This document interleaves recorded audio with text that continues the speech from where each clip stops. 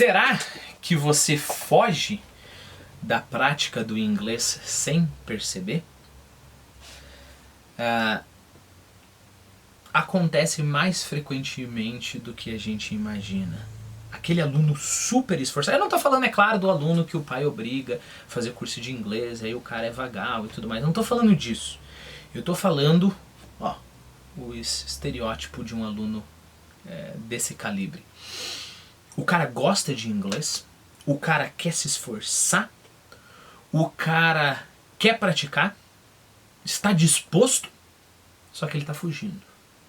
E ele nem sabe que está fugindo. Ok. Vou dar um exemplo bem interessante.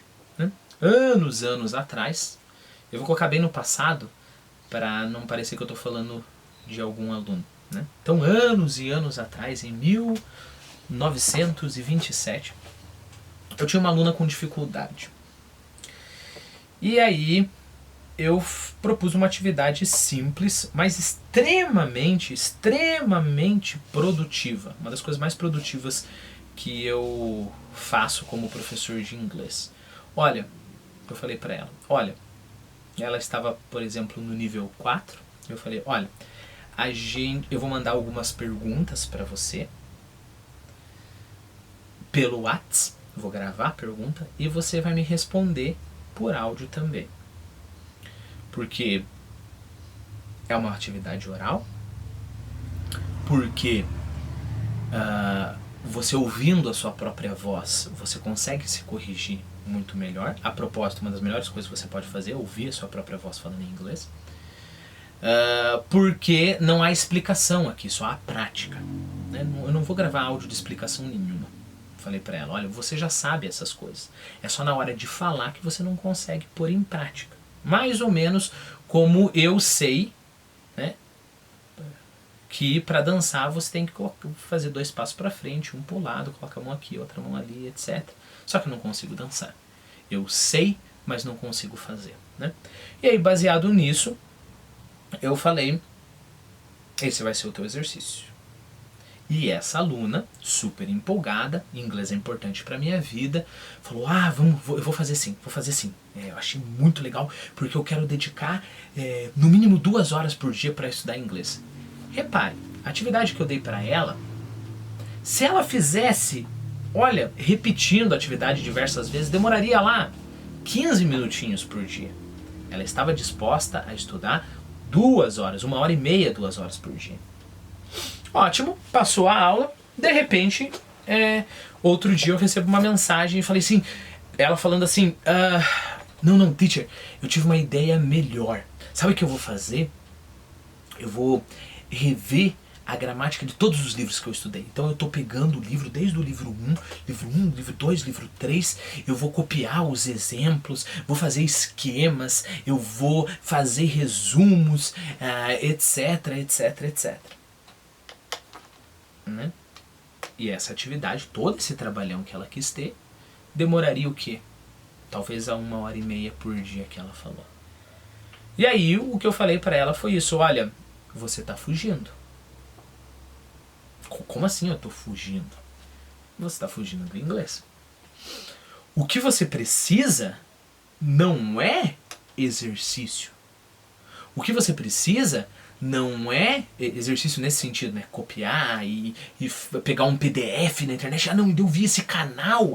Tem isso também, Eu vi esse canal e aí eu vou assistir esse canal e eu vou estudar a gramática. Canal é legal, pessoal. Exercício é legal. Copiar é legal. Tudo isso é legal. Mas não, ela estava fugindo. Por quê? Por quê? Deixa eu ver se eu vou responder o porquê agora ou... Bom, vamos responder o porquê. Por quê? Porque ela queria a zona de conforto dela. Não faltava para ela conhecimento gramatical. Faltava para ela prática. Só que uma prática em que a pessoa manda a pergunta, você tem que responder, é como se o professor estivesse batendo em você. Você vai praticar, você vai praticar, você vai praticar. E isso machuca, às vezes machuca o ego, Por quê? Porque você vai mandar a tua resposta, o professor vai falar, não, mais uma vez, tá errado. E você vai tentar mais uma vez, tá errado. Você tentar mais uma vez, tá errado. Então, desgasta isso. Pense, se eu tô copiando coisa, não tem como eu receber esse tipo de feedback. Eu só copio, faço os exercícios, é tudo teórico, então tá tudo bonito. Eu sou uma pessoa boa, né? Porque eu estudei 1h30 por dia. Repare, ela não fez isso conscientemente. Ela não chegou e pensou com ela mesma. Eu não vou praticar. Eu vou enganar o meu professor e a mim mesma. Eu vou jogar o meu dinheiro fora. Eu sou esperta. Ninguém pensa assim, né? Só que, digamos assim, subconscientemente, é aquela história. Dá um desconforto muito grande fazer uma prática real. Então a gente vai meio que se desviando, né? Se desviando para outras coisas. Coisas essas que a gente se sente confortável. Por causa disso que o aluno gosta tanto, e eu não dou pro aluno, aulas em que eu fico só expondo. Expondo. O aluno fica no cantinho dele, bem confortável, anotando e pensando consigo mesmo. Nossa, como eu sou estudioso, como eu estudo bastante inglês. Aí chega numa situação em que a pessoa tem que falar, não fala nada. Okay? Por quê? Porque faltou esse tipo de coisa. Faltou essa prática real. É por causa disso que tem essa lenda, só se aprende inglês morando fora. Baboseira isso é balela. Né? Se aprende inglês muito bom, nível de nativo. Eu tive muitos alunos que chegaram a esse nível só estudando, mas estudando de verdade. Okay? Então a pergunta que eu deixo para você aqui é exatamente essa. Você está fugindo do inglês sem você perceber? Toda vez que você tem que fazer e se expor, produzir em inglês, você prefere assistir uns... eu tô seguindo agora 5 canais de inglês, só para ficar lá recebendo no seu conforto? Okay? Muito cuidado com isso. É isso que faz com que você não evolua. Deixa eu dar em outra área, né? Sei lá. Eu estou... vamos supor que eu esteja aprendendo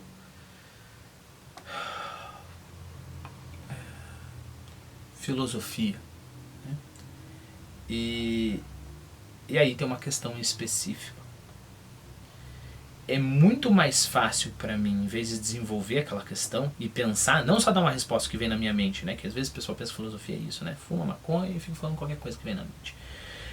Em vez de pensar, dar minha resposta e falar, não, mas peraí, tá errado, e o professor, se fosse um professor bom, que é quase impossível, professor bom de filosofia, o professor fala assim, não, mas peraí, você está se contradizendo, dá uma olhada nisso daí, e aí tenta mais uma vez, e o professor, não, mas peraí, você está afirmando isso ou aquilo? E a pessoa tenta mais uma vez, e tenta mais uma vez. É muito mais fácil para esse aluno ler livros e artigos do que fazer a habilidade. Não sei se o exemplo da filosofia foi o melhor, mas perceba uma coisa interessante. Habilidades físicas não tem conversa, meu filho. Por exemplo, eu não sei nadar, quer dizer, eu sei nadar, eu não me afogo, mas eu bato tanto as minhas mãos e as minhas pernas que eu fico cansado em meia piscina. Meia piscina, acabou a minha energia, eu morro. Se eu contratar um instrutor para me ensinar a nadar, não tem conversa, meu filho. Eu caio na piscina, ele vai falar, olha, coloca a tua mão assim na água. Eu vou tentar, ele fala, não deu, vai mais uma vez.